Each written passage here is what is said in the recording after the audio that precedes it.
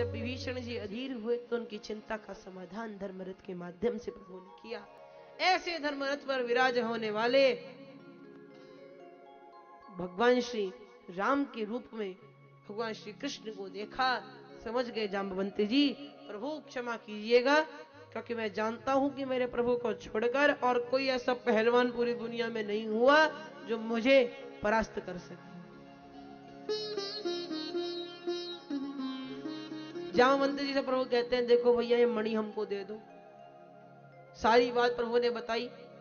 जाम्बवंती जी ने कहा क्षमा कीजिएगा प्रभु, हम मणि तो आपको नहीं दे सकते, क्योंकि ये मैं अपनी पुत्री को दान दे चुका हूं और पुत्री के धन पर, पुत्री के वस्तु पर पिता का कोई अधिकार नहीं है, इसलिए मैं ये आपको नहीं दे सकता।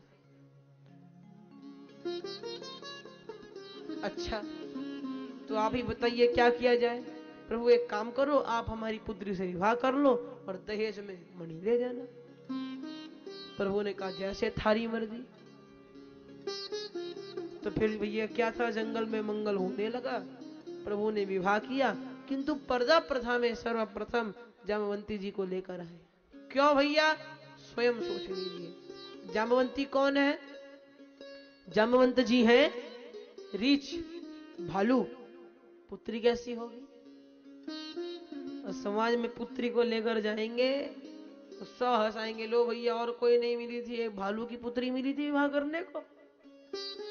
तो पर्दा प्रथा में लेकर आए और सबसे पहले दर्शन कराए रुक्मणी मैया के। साक्षात माता रुक्मणी के दर्शन कराए, तब दृष्टि पड़ने मात्र से रुक्मणी जी के, जाम्बवंती जी को सुंदर रूप प्राप्त हो गया। इतना सुंदर रूप प्राप्त हुआ कि उनका पुत्र सांब, सदा जाम्बवंती जी का नाम भागवत जी में सांब के आगे ही आया है, सांबो जाम्बवती सुत।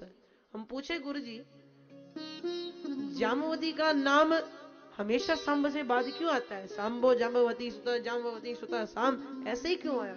सांब कभी अकेला नहीं रह पाता है क्या? तो गुरु जी कहे कि उनकी माँ इतनी सुंदर है कि उनके नाम लेने से सांब की सुंदरता बढ़ जाती है। तो इस प्रकार प्रभु का दूसरा विवाह हुआ। गिनते रहिएगा भैया अपने आप, हमारी गणित थोड़ी कमजोर है, गिनती भूल सकते हैं।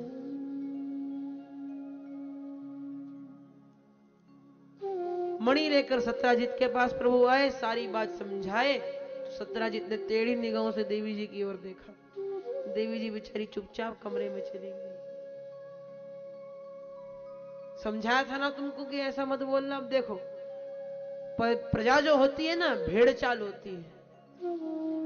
जैसे भेड़े नीचे देख के चलती हैं, 10 भेड़ इधर जाएंगी तो बाकी 40 उसके पीछे चली जाएंगी, चाहे आगे गड्ढा हो। वैसे प्रजा भी भेड़ चाल होती है। प्रजा में अब क्या बात फैली कि देखो सत्राजित कितना मूर्ख है, कितना पापी है, द्वारिकाधीश पर संशय कर रहा है।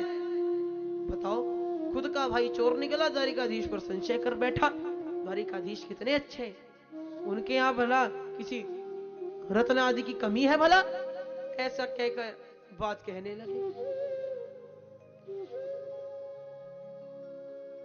सत्राजित को बड़ी लज्जा लगी। कहा प्रभु अब तो जीवन भर गालियां ही सुननी पड़ेंगी। प्रभु ने कहा भैया जैसी करनी वैसी भरनी, आपने ऐसा किया तो आपको भरना पड़ेगा। प्रभु नहीं, मेरे पास एक उपाय है, आप मेरी पुत्री से विवाह कर लो, मैं आपका ससुर बन जाऊंगा, फिर हमको कोई कुछ नहीं कह पाएगा। ठीक है भैया, जैसी आपकी इच्छा। तो प्रभु ने सत्राजित की पुत्री सत्यभामा से विवाह कर लिया।